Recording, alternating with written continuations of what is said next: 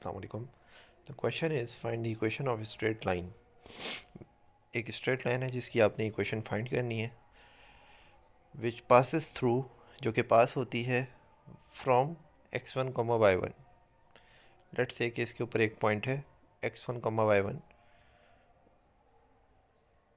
And is perpendicular to the line, और वो जो लाइन है वो परपेंडिकुलर है इस लाइन के.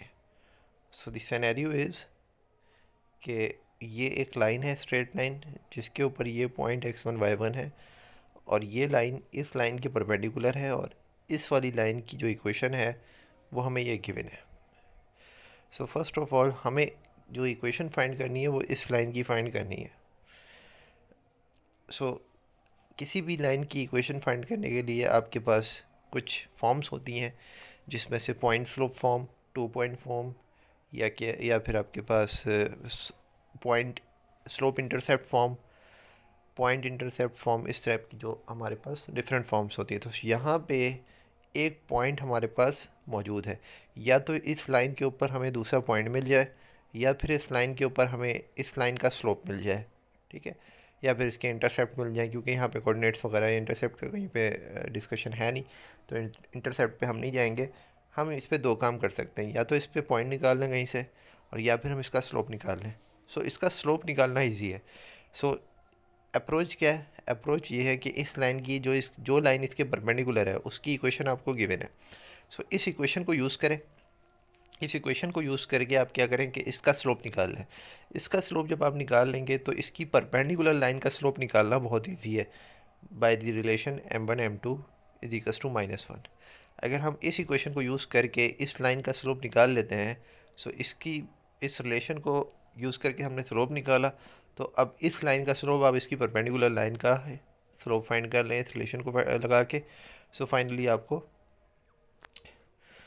इसका एक स्लोप मिल जाएगा. किस लाइन का स्लोप मिल जाएगा? इसका स्लोप मिल जाएगा जिसकी हमने इक्वेशन फाइंड करनी है.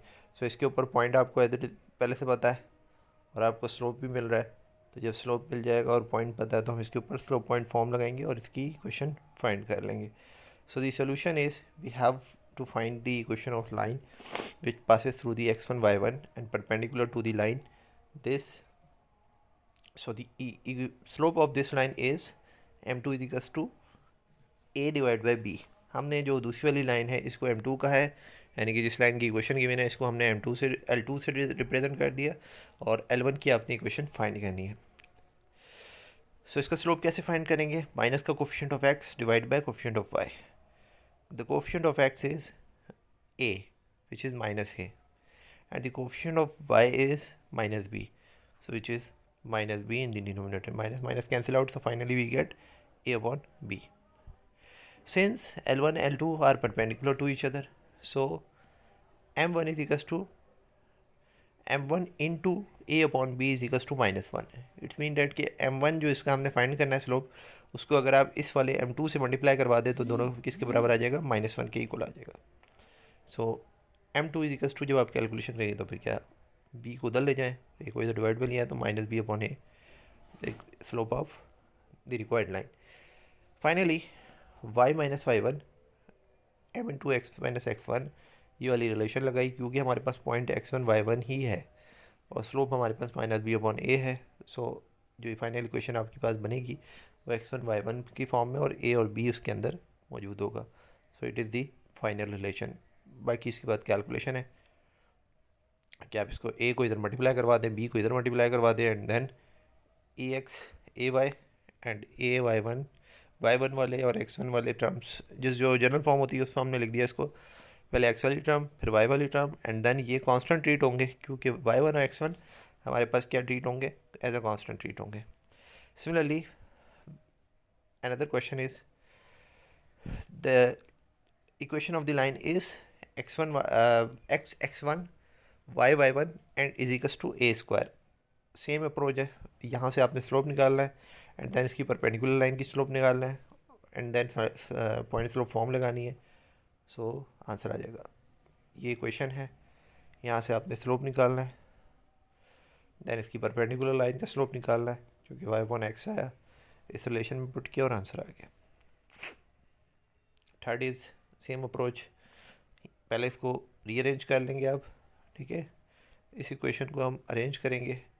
अरेंज करने के बाद ये हो जाएगी आपके पास कुछ इस टाइप की, 2ax minus y1 plus 2ax1।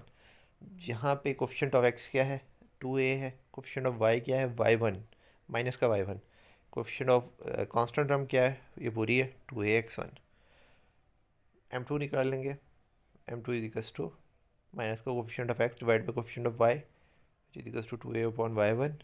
Perpendicular line का स्लोप निकाल लेंगे आप, which is y1 upon 2a minus का।